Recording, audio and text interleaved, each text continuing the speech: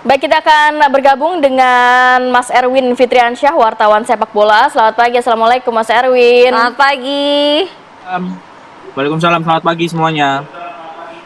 Ya, Mas Erwin, ini penentuan nih Mas Erwin. Nanti lawan Gini ini apakah Indonesia bisa lolos nantinya berlaga di Olimpiade Paris 2024? Kalau melihat persiapan, kekuatan Indonesia sendiri seperti apa?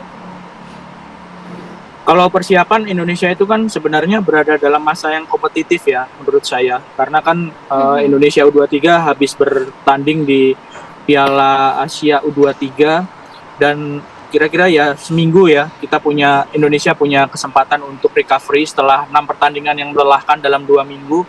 Jadi kalau dalam persiapan, dalam pemahaman taktik, strategi, adaptasi dengan sesama anggota tim, saya rasa Indonesia punya keunggulan karena Gini itu dalam laga kompetitif terakhirnya mereka kan posisinya sama dengan Indonesia, peringkat 4 Piala Afrika U23. Kalau Indonesia kan peringkat 4 Piala Asia U23. Piala Asia. Mereka bertanding di Piala Afrika U23 itu udah dari tahun lalu. Jadi bisa dibayangkan bagaimana mereka harus dalam laga kompetitif itu mereka terakhir main di tahun lalu dalam catatan saya. Beda dengan Indonesia. Indonesia kan belum ada 2 minggu, belum ada seminggu malah ya. Yeah. Ya kira-kira seminggu lah Indonesia. Ya, Mas Erwin, kalau berbicara mengenai fisik, kemudian mental, bagaimana dengan tim kita nih? Kuat tidak menghadapi tekanan-tekanan dari Gini? Oke, Indonesia soal tekanan, pressure, mental, fisik sudah teruji di Piala Asia U23 ya. Indonesia punya modal, bisa menang lawan Korea Selatan, bisa menang lawan Jordan, lawan Australia. Itu modal dalam hal non teknis kalau menurut saya. Dalam hal mental, motivasi, semangat, itu modalnya faktor non teknis ketika tampil sampai menghadapi Korea Selatan.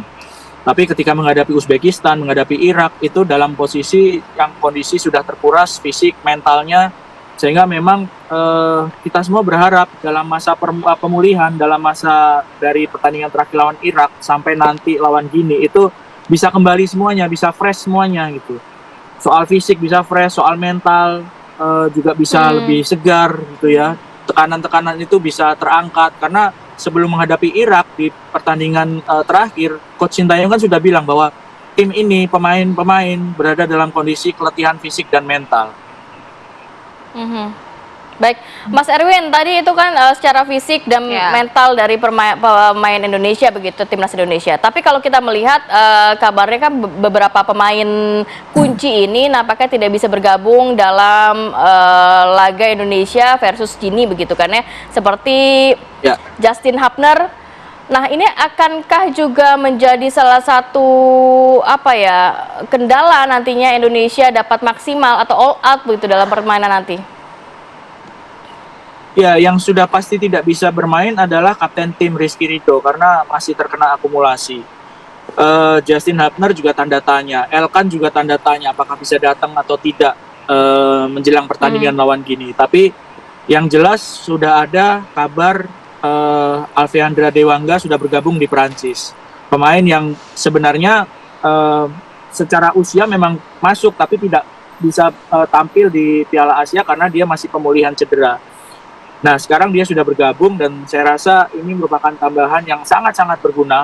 Mungkin memang ada pengaruhnya, pasti ada pengaruhnya tanpa ada Rizky Ridho. Tapi kedatangan Alfeandra ini juga kita berharap bisa menambal lubang yang ada di lini belakang. Karena Alfeandra juga ketika bermain di klubnya, di PSIS, di Liga 1, dia juga punya pengalaman menghadapi pemain-pemain asing yang ada di Liga Indonesia.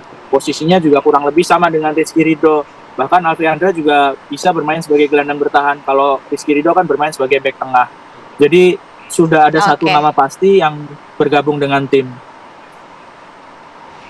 Ya, Mas Erwin, lalu bagaimana dengan peluang dan juga prediksi kita nih? Kira-kira berapa skornya? Kalau saya melihat peluang 50-50 ya. Saya cukup percaya Coach Sintayong dan pemain-pemain bisa siap menghadapi Gini. 50-50 ya.